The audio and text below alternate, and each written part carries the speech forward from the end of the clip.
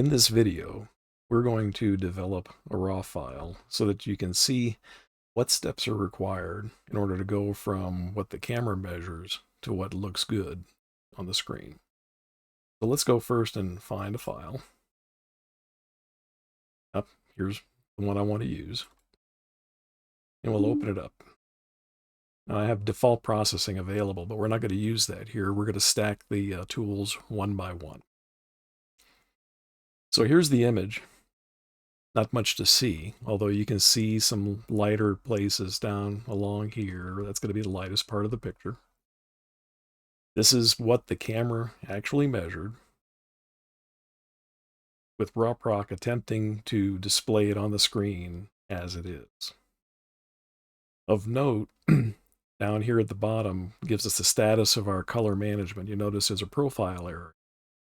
Well, there's a display profile that rawproc wants to use to display this, but there's no camera profile or other profile on the front for it to translate the image loaded into rawproc into something that can be seen on the screen. So we're going to put that in first. Now, normally you wouldn't do that, but I want to show you what it does with respect to what the file gives versus what the display wants to display. So we'll put a color space tool in, gives us a warning. There's no source profile for the conversion, so the only thing we can do is assign a profile to the image. So here in the parameters pane, we have selected a profile file. What we're going to do instead is we're going to select assign camera profile down here. And what that does, it selects the 9 primaries that are given to us by LibRaw, the library we use to open the images. And you'll notice that the image lightened up a bit. That's because the display is trying to turn what image is loaded in rawproc into something displayable. That's not going to happen right now because the raw image is in a different format, for one, than what the display is expecting. But what it did do that we can see is it upped the tone a bit. So in the display profile is a tone curve. And this is important later on for when we do our tone mapping. There is already one tone curve being applied to the image by assigning the camera data to it. So when we do the later processing, we need to take that into account. Now, what we want to do in this exercise is we want to stack tools in the tool chain until the image looks good. So the first tool that we're going to put in here, we want to get the image out of the bare array, the array of measurements that were taken with the bare filter. And we want to get it to regular red, green, blue, RGB encoding. So we're going to add a demosaic tool. Now you'll notice the image change size. That's because I'm using a half tool. We're going to change it to something better here. We're going to use RCD.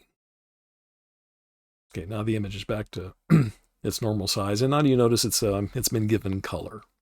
This is because now the internal image is a format of red, green, and blue channel or values per pixel.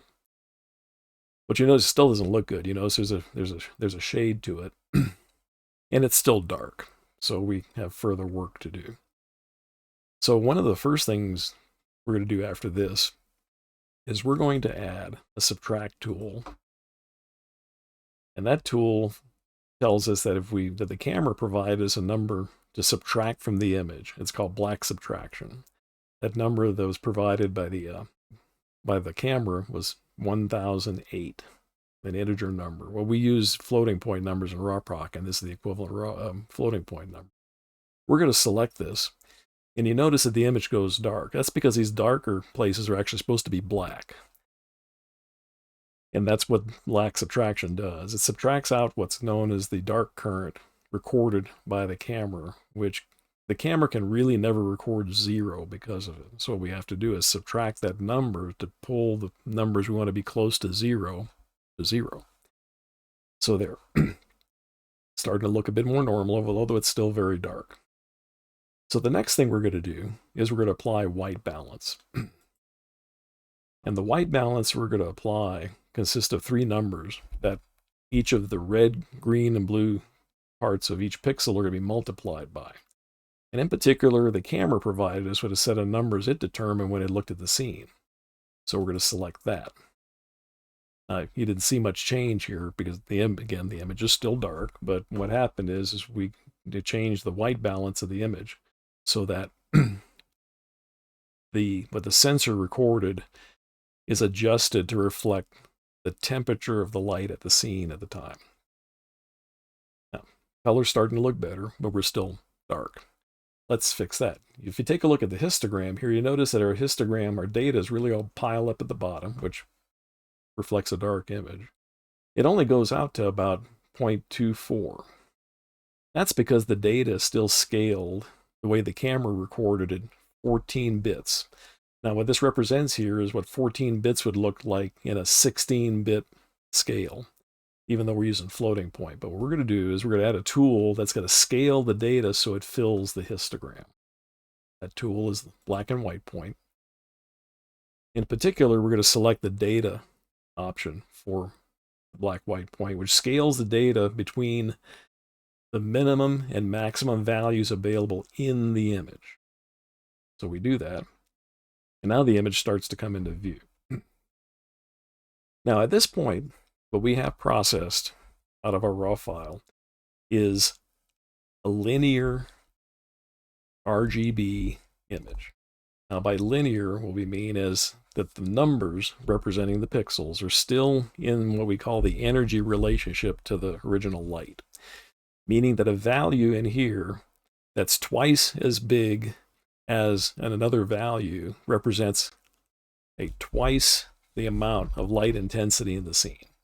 So what we're looking at is an RGB encoded image, changed from what the camera recorded into RGB, and it's still encoded in what we call linear light, or light linear. So that means that the values of the pixels still represent what the light was present in the scene with respect to its energy. Still a little dark, a little flat. Now this is where the discretionary processing of raw processing comes into play. We start to add things to make the image depart from what the camera recorded in terms of light energy so that it looks nice. The big thing we do is we add one or more tone curves. So I'm going to add this one here. I have a collection of tone curves in this tool. The bottom one here is called Filmic. It provides a bit of a toe at the bottom that keeps your dark shades crisp, and it rolls off so that it keeps the highlights from becoming too bright. This is what the curve looks like here. You notice that the standard, this Filmic curve, and you can't even see the toe at the bottom, it's so small, but it's still significant in what it does to the image because it took and moved the low stuff out. But you also notice it doesn't go to the top of the histogram. We can change that by selecting this part here. So now the curve pulls everything toward the top, but you notice how this starts to wash out. Anyway, the selection of a tone curve is really largely a subjective thing depending on how you want the image to look in terms of tone. You'll also notice our display is still happy here. It doesn't display an error because we provided a camera profile, and that's being translated here. Every time we select a part of the image for display in a rawproc, we can go back and with the checkbox, we can go back and look at the stages we went through the process. Each time, the display profile trying to turn it into something presentable, which we don't really get to until this last tool. After now the tone mapping can be one or more curves. In the movie industry, they sometimes use two. They'll use a log curve, which really flattens and lightens the image, followed by other curves that shape the data into what looks presentable. As far as I'm concerned, though, this image looks quite nice the way it is. So the last thing I'm going to add is a resize, because right now, this image at 100%. In other words, if you map the pixels in the image to the display, this is how big it is. It's just too big for the display or for most renditions that you don't want to use on the web. So we're going to put in a Resize tool.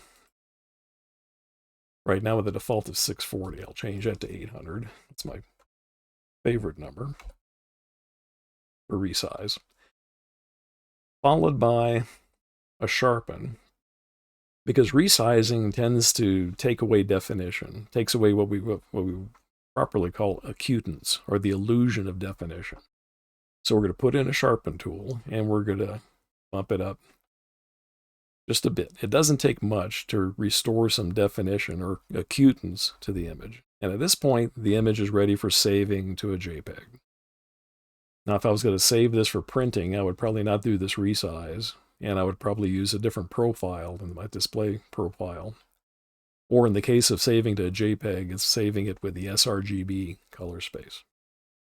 Anyway, those are the steps, the generic steps that one needs to go through to take camera measured data in a raw file and turn it into something that is presentable.